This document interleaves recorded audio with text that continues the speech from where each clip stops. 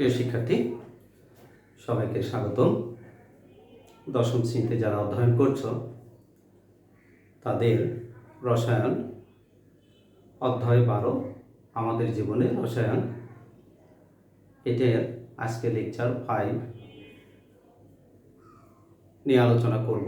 আজকে আলোচনার বিষয় বোর্ডে তোমরা দেখতে পাচ্ছ যে কৃষি দ্রব্য প্রক্রিয়াকরণে রাসায়নিক দ্রব্য, কৃষি দ্রব্য সংরক্ষণে রাসায়নিক দ্রব্য এবং প্রিজারভেটিভস।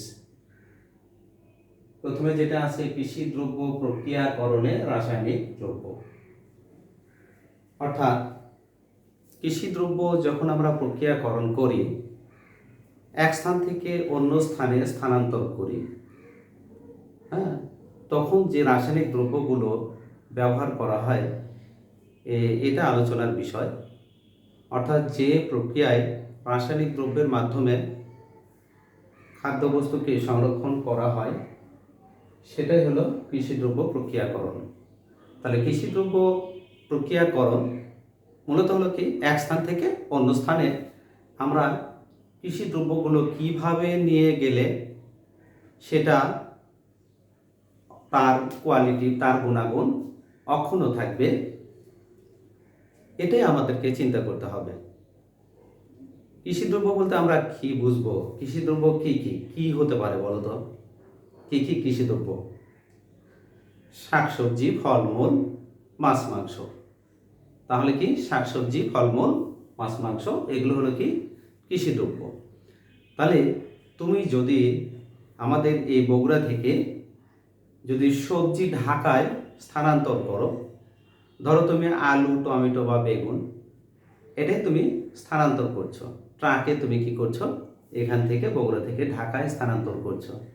সেই ক্ষেত্রে এখানে যে অক্ষত অবস্থায় যে দ্রব্য ছিল, এটা যদি ঢাকাতে গিয়ে এরূপ পূর্বের মতো অক্ষত অবস্থায় থাকে, অর্থাৎ সতেজ থাকে, তবেই কিন্তু গ্রাহক তোমার পণ্যকে কি করবে, ক্রয় করবে। কিন্তু যদি পচন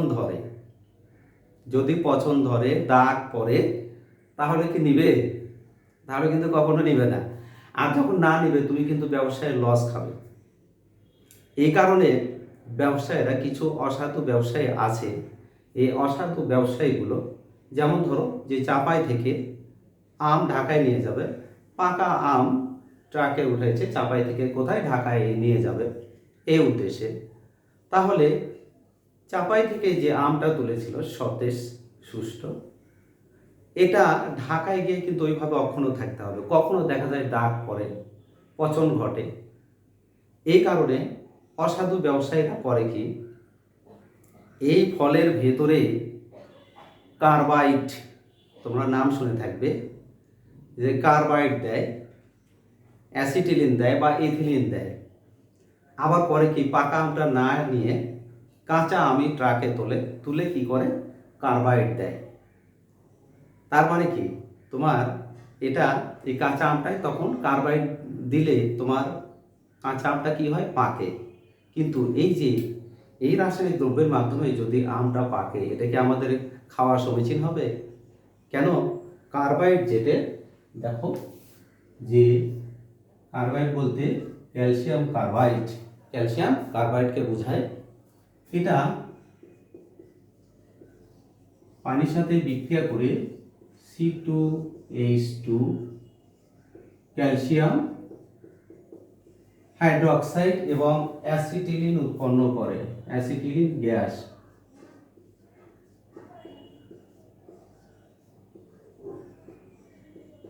অ্যাসিটিলিন গ্যাস উৎপন্ন করে। অ্যাসিটিলিন গ্যাস আমাদের শরীরের জন্য উপকারী নয়, এটা ক্ষতিকর। তাহলে যদি আমরা কার্বাইড দিয়ে ফলটা প্রক্রিয়াকরণ করি, তাহলে এটা যে ভোক্তা হবে তাদের ক্ষেত্রে কি হবে, ক্ষতিকর হবে। এই কারণে আমাদেরকে এমন রাসায়নিক দ্রব্য দিয়ে সংরক্ষণ করতে হবে, বা এমনভাবে সংরক্ষণ করতে হবে যেন আমরা যেখান থেকে নিয়ে যাব, যে স্থানে নিয়ে যাব প্রক্রিয়াকরণ করব, সেই স্থানে গিয়েও যেন অক্ষত অবস্থায় এই কৃষিদ্রব্য পাই। তবে কি হবে, আমাদের উদ্দেশ্য ফলপ্রসূ হবে। এরপরে দেখব আমরা এইভাবে দেখো যে শুধু অ্যাসিটিলিন না, অ্যাসিটিলিন, ইথিলিন এটা দিয়ে যদি ফল পাকানো হয় তাহলে সেটা আমাদের শরীরের জন্য কি হবে, ক্ষতিকর হবে। কাজেই অ্যাসিটিলিন, ইথিলিন যে কোনো ফলকে পাকাতে সাহায্য করে বটে, কিন্তু এটা আমরা ব্যবহার করব না। কৃষি দ্রব্য সংরক্ষণ অর্থাৎ মাছ, মাংস, ফলমূল, শাকসবজি এগুলো আমরা কিভাবে সংরক্ষণ করব। তোমরা স্বাভাবিকভাবেই জানো যে প্রত্যেকের বাসায় তোমাদের কিন্তু ফ্রিজ আছে।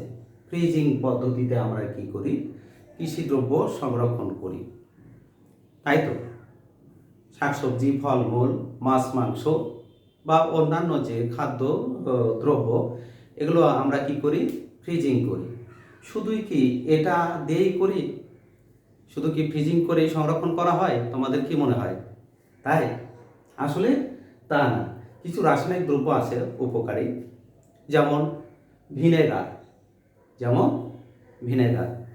এটাতে কিন্তু আমরা কি করি, যে মাছ, মাংস বা আচার, ফলমূল এগুলো কি করি, সংরক্ষণ করি। এটা অত্যন্ত সুস্বাদু। এছাড়াও আমরা কি করি, তোমার সল্টিং পদ্ধতি মানে কি, যে খাদ্য লবণ, রাসায়নিক উপাদান হলো কি খাদ্য লবণ, সোডিয়াম ক্লোরাইড, এটা দিয়েও আমরা কি করি, সংরক্ষণ করি। তাহলে এইভাবে কিছু রাসায়নিক উপাদান দ্বারা আমরা কৃষিদ্রব্য দীর্ঘদিন সংরক্ষণ করতে পারি, প্রিজার্ভ করে রাখতে পারি। তাহলে এই ক্ষেত্রে তোমাকে চিন্তা করতে হবে যে যে রাসায়নিক উপাদানগুলো আমাদের শরীরের জন্য উপকারী, সেই রাসায়নিক উপাদানগুলো দিয়েই শুধু আমরা এরকম ফলমূল, শাকসবজি বা মাছ, মাংস কি করতে পারি, সংরক্ষণ করতে পারি। কিন্তু আমাদের শরীরের জন্য যেগুলো ক্ষতিকর সেগুলো দিয়ে কিন্তু কখনো আমরা সংরক্ষণ করব না। ইথিলিন বা অ্যাসিটিলিন এটা দিয়ে কি আমরা কৃষিদ্রব্য সংরক্ষণ করব? আমরা কিছুক্ষণ আগে পড়ে আসলাম, সংরক্ষণ করা সম্ভব। কার্বাইড এটাতে সম্ভব। ফরমালিন, আর একটা কি আছে, ফরমালিন। দেখো ফরমালিন এটা পচন রোধ করে। এটা কি করে, পচন রোধ করে। এখন দেখো বাজারে কিছু অসাধু ব্যবসায়ী আছে, বিশেষ করে যারা মাছ বিক্রি করে। এই মাছে কি দেয়, যে মাছকে সতেজ রাখার জন্য বা পচন ক্রিয়া রোধ করার জন্য কি দেয়, ফরমালিন দেয়। তাহলে ফরমালিন যুক্ত এই মাছ বা সবজি এটা কি আমাদের খাওয়া সমীচীন হবে? না, মোটেও না। ফরমালিন হলো কি বিষাক্ত, আমাদের শরীরে বিষাক্ত রোগ সৃষ্টি করবে, ইভেন আমাদের মৃত্যু ঘটাতে পারে। এই কারণে অনেক সময় দেখা যায় যে ভ্রাম্যমাণ আদালত এই ফরমালিন বাজারে গিয়ে ফরমালিন টেস্ট করছে এবং জরিমানা করছে।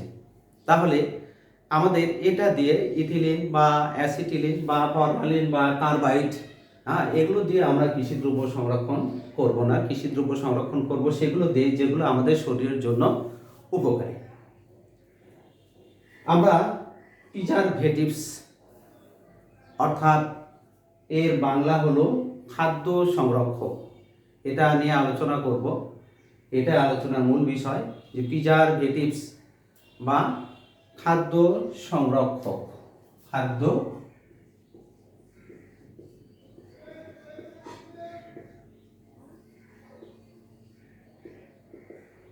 খাদ্য সংরক্ষক অর্থাৎ এটা যদি আমি সংজ্ঞা আকারে বলি যে প্রিজারভেটিভস বা খাদ্য সংরক্ষক কাকে বলে, তাহলে যেসব রাসায়নিক উপাদান খাদ্যবস্তুকে অণুজীব, অর্থাৎ অণুজীব বলতে আমরা কি বুঝবো, ব্যাকটেরিয়া, ইস্ট, মোল্ড এগুলোর হাত থেকে রক্ষা করে, সেই সব রাসায়নিক দ্রব্যকে আমরা কি বলবো, খাদ্য সংরক্ষক। তাহলে আমি সংজ্ঞাটা আবার বলছি যে যেসব রাসায়নিক উপাদান ব্যবহার করলে খাদ্য দ্রব্য দীর্ঘদিন অক্ষুণ্ণ অবস্থায় থাকবে এবং অণুজীব দ্বারা সহজে আক্রান্ত হবে না, অর্থাৎ অণুজীব হতে উদ্ধার পাবে, তাহলে সেই সব পদার্থকে আমরা কি বলবো, প্রিজারভেটিভস। তাদেরকে আমরা বলবো প্রিজারভেটিভস বা খাদ্য সংরক্ষক। প্রিজারভেটিভ হিসেবে সব রাসায়নিক, যে কোনো রাসায়নিক দ্রব্য কিন্তু আমরা ব্যবহার করতে পারবো না, সরকারের অনুমোদন নাই, যে কোনো রাসায়নিক দ্রব্য কখনো ব্যবহার করা যাবে না, অনুমোদিত প্রিজারভেটিভস লাগবে। এরূপ দেখো অনুমোদিত প্রিজারভেটিভস আমরা লিখি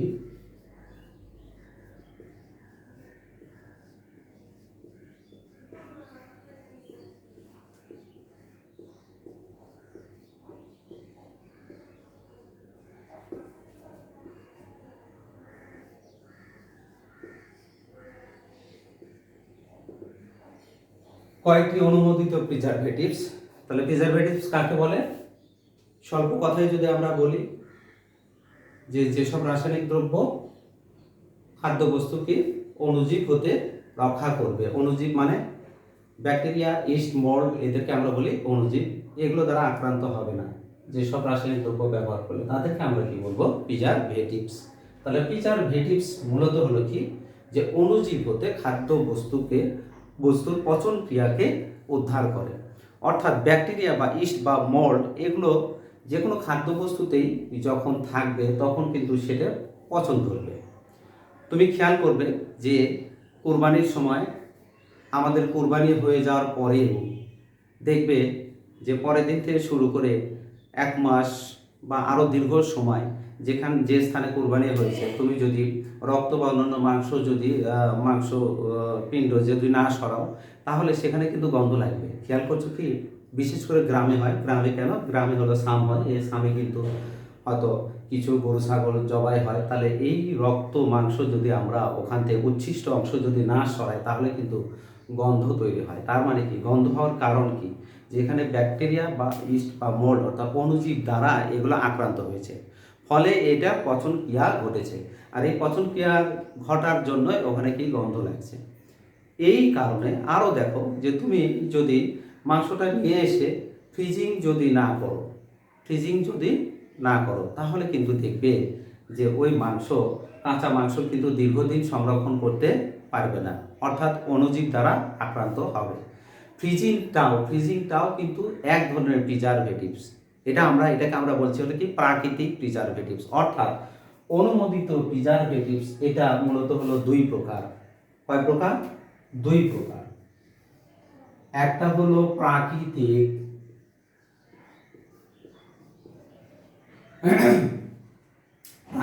প্রিজারভেটিভস,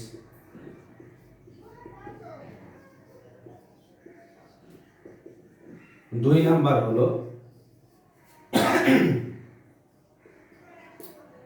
রাসায়নিক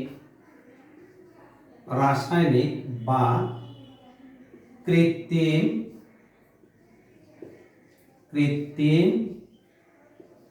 প্রিজারভেটিভস।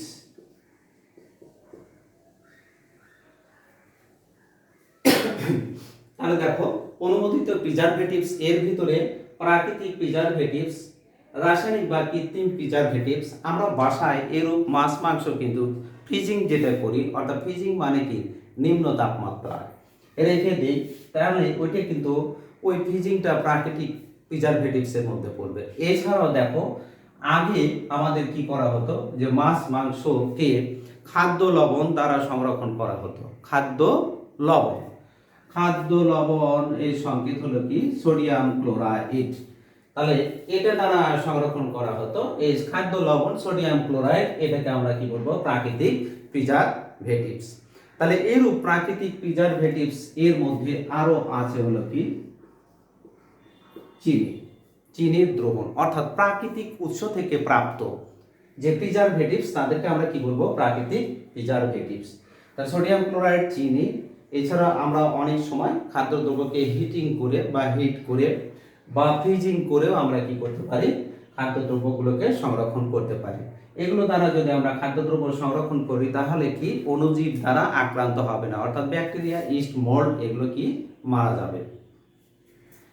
এরপরে রাসায়নিক বা কৃত্রিম প্রিজারভেটিভস, এটাই সবচাইতে বেশি ব্যবহৃত হয়। অর্থাৎ আমাদের যে ফুড টেকনোলজিদের মূলত হলো কি এই কৃত্রিম প্রিজারভেটিভস এটাই বেশি ব্যবহার করা হয়। এই কৃত্রিম প্রিজারভেটিভস এর মাধ্যমে যতগুলো ফুড ইন্ডাস্ট্রি আছে সেগুলোতে খাদ্য সংরক্ষণ করা হয়।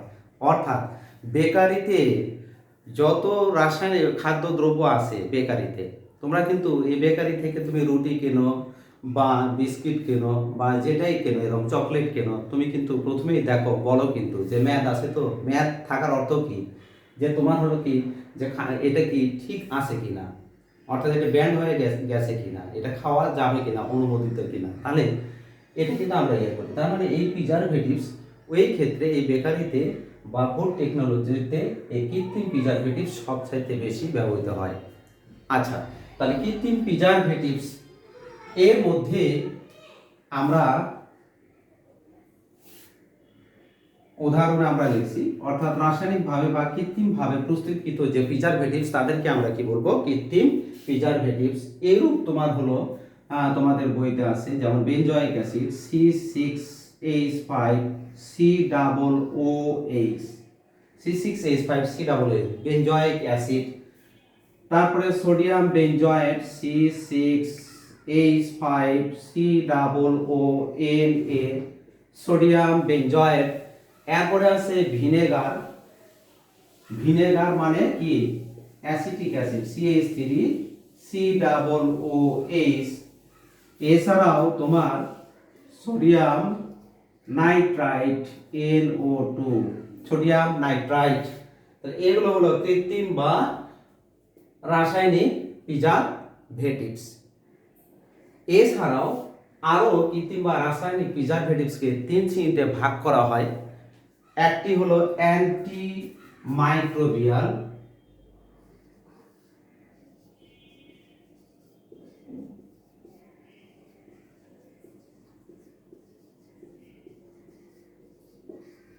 অ্যান্টিমাইক্রোবিয়াল, বি নাম্বার অর্থাৎ 2 নাম্বার অ্যান্টিঅক্সিডেন্ট,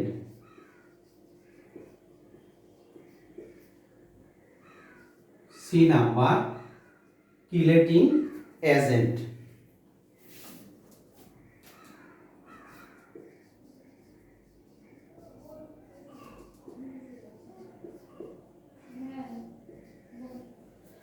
কিলেটিং এজেন্ট, তাহলে এইগুলো কৃত্রিম প্রিজারভেটিভসের মধ্যে পড়ে, এটা আমরা উচ্চতর লেভেলে গিয়ে পড়ব।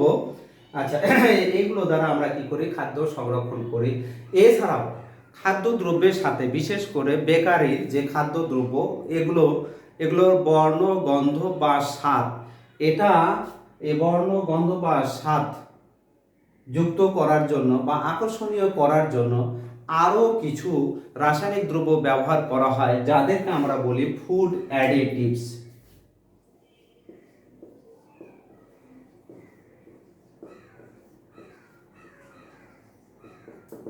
তাহলে আমরা এই প্রিজারভেটিভস এর সাথে খাদ্যদ্রব্যের বর্ণ, গন্ধ এবং সুস্বাদু করার জন্য অতিরিক্ত যে রাসায়নিক দ্রব্য ব্যবহার করি তাদেরকে আমরা বলবো ফুড অ্যাডিটিভস, ফুড অ্যাডিটিভস। এছাড়াও খাদ্যের উপরে এক ধরনের লেয়ার বা প্রলেপ তৈরি করার জন্য অনেক সময় দেখো যে তোমরা চকলেট, চুইংগাম বা এই জাতীয় খাদ্যদ্রব্যের ওপর এক ধরনের লেয়ার, আকর্ষণীয় লেয়ার, যেটা দেখে তোমরা আকর্ষিত হও এবং এটা কেনার চেষ্টা করো বা খাওয়ার চেষ্টা করো।